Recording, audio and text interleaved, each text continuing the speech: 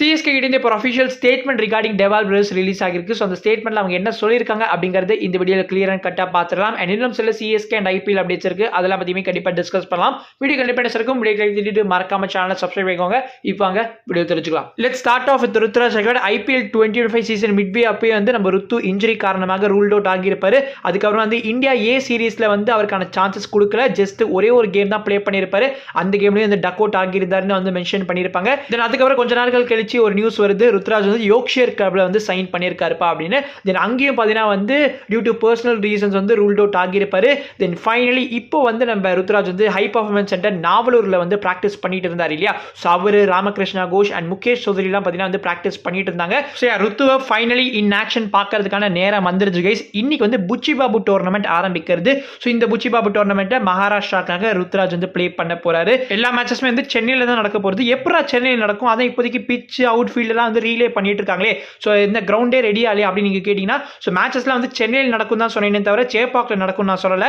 So சென்னையில் இருக்கக்கூடிய காலேஜஸ்லாம் இருக்குது பார்த்தீங்கன்னா, இந்த Guru Nanak college, SRM college, SSN college, so இந்த மாதிரி காலேஜஸில் இருக்கக்கூடிய கிரிக்கெட் கிரவுண்ட்ஸில் தான் வந்து மேட்சஸ் நடக்க போகிறது. ஆகஸ்ட் 18 அதாவது இன்னைக்கு ஆரம்பிச்சு செப்டம்பர் 9 அன்னைக்கு முடிய போகிறது. டோட்டலாக 4 குரூப்ஸ் இருக்கு. 16 டீம்ஸ் பார்ட்டிசிபேட் பண்ணுறாங்க. குரூப் ஏழு தான் மகாராஷ்டிரா இருக்காங்க. ஸோ அந்த குரூப்ல வந்து Himachal Pradesh, Chhattisgarh, TNCA, president's 11 and Maharashtra இருக்காங்க. லீக் ஸ்டேஜஸ்க்கு ஒரு ஃபார்மேட், நாக் அவுட்ஸ்க்கு ஒரு ஃபார்மேட், ஓகேங்களா. ஸோ ஆகஸ்ட் 18 இருந்து ஆகஸ்ட் 28 வரைக்கும் நடக்க போற எல்லா மேட்சஸோட ஃபார்மேட் நான் என்னன்னு சொல்லிடுறேன். 3 ரவுண்ட்ஸா மேட்சஸ்லாம் பிரிச்சிருக்காங்க. August 18 to 20 first round, August 22 to 24 second round, August 26 to 28 third round. League ஸ்டேஜஸோட ஃபார்மேட் என்னன்னா, இது வந்து 3 டே டெஸ்ட் மேட்ச். அதாவது ஃபர்ஸ்ட் இன்னிங்ஸ்ல ரெண்டு டீமே வந்து 90 ஓவர்ஸ் ப்ளே பண்ணுவாங்க அண்ட் செகண்ட் இன்னிங்ஸ்ல ரெண்டு டீமுமே 45 ஓவர்ஸ் ப்ளே பண்ணுவாங்க. பட் நாக் அவுட்ஸ்ல போத் இன்னிங்ஸ்லயுமே 90 ஓவர்ஸ் வந்து ப்ளே பண்ணுவாங்க.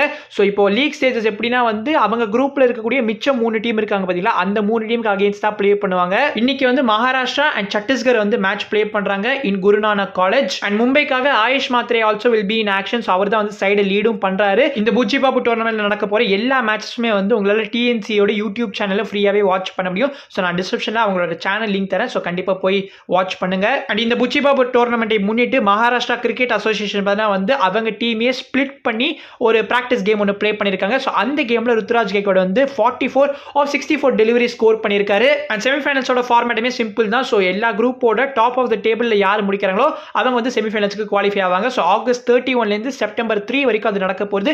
பட் செமிஃபைனல்ஸ்க்கு ருத்ராஜ் அவைலபிளா இருப்பாரா அப்படிங்கிறது தெரியல. பிகாஸ் செப்டம்பர் 4 அன்னைக்கு பார்த்தீங்கன்னா வந்து துலீப் டிராஃபில வெஸ்ட் ஜோனுக்கு மேட்ச் இருக்கு. ஸோ ப்ராப்ளி இந்த புச்சி பாபு டோர்னமெண்ட்ல ருத்ராஜ் வெறும் லீக் ஸ்டேஜஸ்க்கு மட்டும் தான் அவைலபிளா இருப்பாரு. தென் லேட்டர் ஆன் அப்படியே துலீப் டிராஃபிக்கு வந்து மூவ் ஆன் ஆகிடுவாரு. அண்ட் பிரித்விஷா வந்து மும்பைலேருந்து மகாராஷ்டிராக்கு வந்து மூவ் ஆகியிருப்பாரு பார்த்தீங்களா. ஸோ மகாராஷ்டிராக்காக அவர் விளையாட போற ஃபர்ஸ்ட் டோர்னமெண்ட் இதுவாக தான் இருக்க போகுது. ஸோ பிருத்விஷா அண்ட் ருத்ராஜ் கேக்வாட் ரெண்டு பேருமே இன் ஆக்ஷன் நீங்க பார்க்க போறீங்க.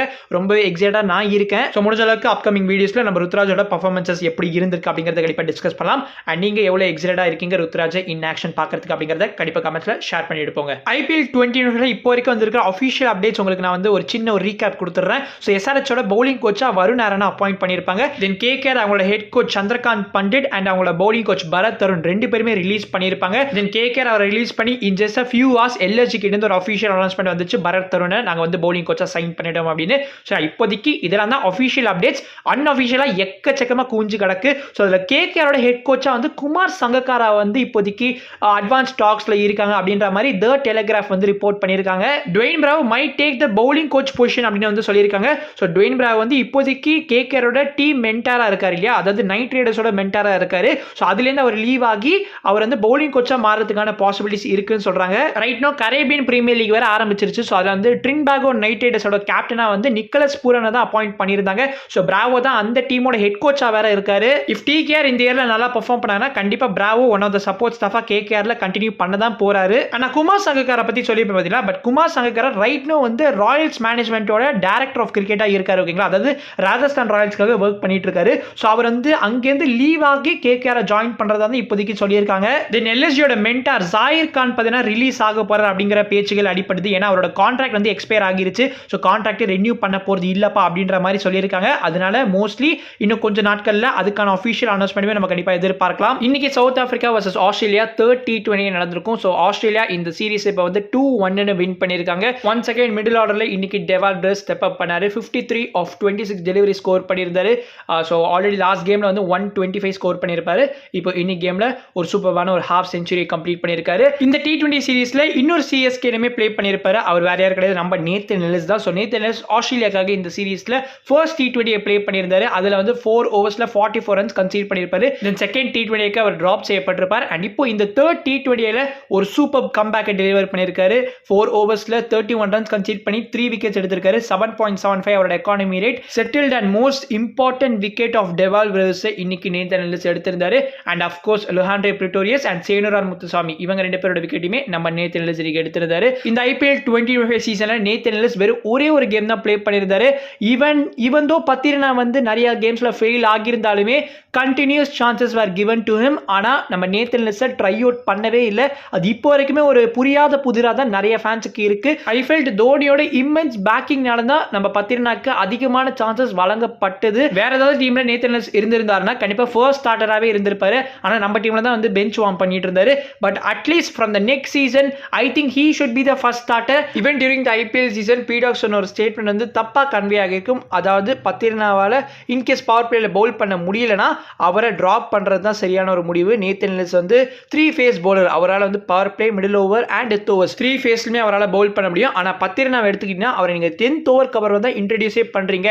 ஸோ அது வந்து எந்த ஒரு பயனும் இல்லாம இருக்கு. அதனால தான் வந்து நேத்தன் எல்லிஸை கொண்டு வரணும் அப்படின்ற மாதிரி சொல்லியிருப்பாரு. What he meant was absolutely correct. And அது இன்னும் கூட ப்ராப்பர் அண்ட் பொலைட் மேனர்ல கன்வே பண்ணியிருந்தாருன்னா கண்டிப்பா ஃபேன்ஸ் எல்லாரும் அக்செப்ட் பண்ணியிருப்பாங்க. And Nathan Ellis came to IPL 25 with great BBL season. So BBL Hobart Hurricanes அவங்கள முதல் சாம்பியன்ஷிப்பை வின் பண்ணியிருப்பாங்க. நேத்தன் எல்லிஸ் தான் வந்து கேப்டனாகவும் இருந்திருப்பாரு.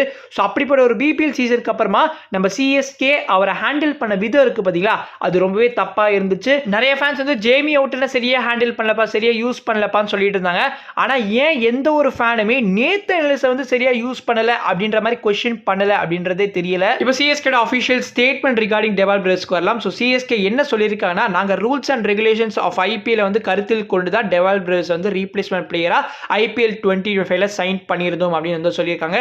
அதேடா இப்போ சொல்லியிருக்காங்க IPL 25 முடிஞ்சு 2 மாசம் ஆயிருச்சு அப்படின்னு நீங்க கேட்பீங்க. அதாவது இது என்ன கதைனா, ஆஷன் அவரோட மெயின் சேனல்ல ரீசெண்டா ஒரு வீடியோ போஸ்ட் பண்ணியிருப்பாரு இந்த ட்ரேட் ரூல்ஸ்லாம் எக்ஸ்பிளைன் பண்ணி. அதுல என்ன சொல்லியிருப்பாருன்னா, பிரவிஸ்க்கு நிறைய ரீப்ளேஸ்மெண்ட் ஆஃபர்ஸ் அண்ட் அப்ரோச்சஸ் இருந்துச்சு. ஆனா அவர் எதுக்காக CSK சூஸ் பண்ணார்னா, CSK were ready to give him the amount. அதாவது அவர் கேட்ட தொகையை கொடுக்கறதுக்கு ரெடியா இருந்தாங்க. ஸோ அவர் வந்து கொஞ்சம் எக்ஸ்ட்ராவா நெகோஷியேட் பண்ணி CSK அவரை சைன் பண்ணியிருந்தாங்க அப்படின்ற மாதிரி சொல்லியிருப்பாரு. ஸோ இது ரொம்ப இன்கம்ப்ளீட்டான ஒரு ஸ்டேட்மெண்ட்ன்றதுனால இப்போதைய இந்த சோஷியல் மீடியா காலத்தில் வந்து நீங்க வந்து எல்லாமே வந்து முழுசா பேச வேண்டியதா இருக்கு. நீங்க பாதி பாதியா பேசிட்டீங்கன்னா அதையே எடுத்து போட்டு சோஷியல் மீடியால வந்து உங்களுக்கு ஒரு வேற இமேஜை கிரியேட் பண்ணி விட்டுருவாங்க மக்கள். அதனால தான் இப்போ ஆஷனா மாட்டிக்கிட்டாரு. ஆக்சுவலா அவர் என்ன மீன் பண்ணியிருந்தாருன்னா, ஸோ IPL ரூல்ஸ் படி நீங்க ஒரிஜினலா அந்த இன்ஜோர்டு பிளேயர் இருப்பார் பார்த்தீங்களா, ஸோ அந்த பிளேயரோட ஃபீ இருக்குல்ல, அதை வந்து ரீப்ளேஸ்மெண்ட் பிளேயர் எக்ஸீட் பண்ணக்கூடாது. ஸோ இப்போ நீங்க டெவால் பிரதர்ஸோட அந்த விஷயத்துக்கு வந்தீங்கன்னா, குர்ஜப்ரீத் சிங்கோட வேல்யூ வந்து 2.2 crores CSK சைன் பண்ணியிருப்பாங்க. ஸோ அந்த இன்ஜோர்டு பிளேயர் ஃபீ 2.2 crores தான் வந்து இங்க டெவால் பிரதர்ஸ்க்கு வந்து CSK கொடுத்திருப்பாங்க, which is absolutely fine according to the rules. and April 18 அன்னைக்கு CSK Brevis Gurjapneet சிங்கோட ரீப்ளேஸ்மெண்டா 2.2 crores sign பண்ணதை வந்து IPL அவங்களோட அஃபிஷியல் வெப்சைட்லயே வந்து கன்ஃபார்மும் பண்ணியிருக்காங்க. So everything is done according to the rules and regulations அப்படின்ற மாதிரி தான் CSK மீன் பண்ணியிருக்காங்க. அண்ட் இதை பார்த்ததுக்கு அப்புறமா ஆஷனா என்ன மாதிரி ஒரு நிலைமையில இருக்காருன்னு தெரியல. ஐ ரியலி டோன்ட் அண்டர்ஸ்டாண்ட் எதுக்காக ஆஷனா இந்த மாதிரி விஷயங்களை ஃபர்ஸ்ட் ஆஃப் ஆல் இன்வால்வ் ஆகிட்டு இருக்காருன்னு. ஏன்னா ஆல்ரெடி வந்து சஞ்சு சாம்சனோட ட்ரேடை பத்தி பேசியிருப்பாரு. அண்ட் சம்மந்தமே இல்லாமல் IPL ஆல் கேஷ் ட்ரேட்லாம் பாசிபிள் இல்லப்பா அப்படின்ற மாதிரி பேசியிருக்காரு. இப்போ அதுக்கு எக்ஸாம்பிளா ஹர்திக் பாண்டியோட ட்ரேட்லாம் வேற சொல்லிட்டு இருக்காரு. ஏன் முன்ன பின்ன ஒரு ஆல் கேஷ் ட்ரேட் நடந்து பார்த்ததே கிடையாது. Even Robin Uthappa CSK join பண்ணப்போ கூட வந்து கேஷ் ட்ரேட் மூலியமா தான் ஜாயின் பண்ணியிருந்தாரு. ஆஷன்னா one of the most knowledgeable cricketers, அதுவும் ரூல் புக்கே வந்து கரைச்சி குடிச்ச வர்ற அப்படின்ற மாதிரிலாம் சொல்லுவாங்க. ஏன்னா IPL முதல் மன்கட் இன்சிடென்ட் வந்து நம்ம ஆஷன் வந்து இன்வால்வ் ஆகியிருப்பாரு இல்லையா. ஸோ ஆஷனுக்கு ரூல்ஸ்லாம் வந்து அத்துப்படி நினைச்சா இவன் உண்மையாவே டம்மி தான் போல அப்படின்ற மாதிரி யூடியூப்ல ரீசெண்ட் டைமா பேசிட்டு இருக்காரு. எனிவே கைஸ், இதுவும் வீடியோ முடிச்சுக்கலாம். உங்களோட கருத்துக்களை கண்டிப்பாக கமெண்ட்ஸ்ல ஷேர் பண்ணுங்க. நான் உங்களை நெக்ஸ்ட் வீடியோ சந்திக்கிறேன். அது வரைக்கும் பீஷியஸ் பை.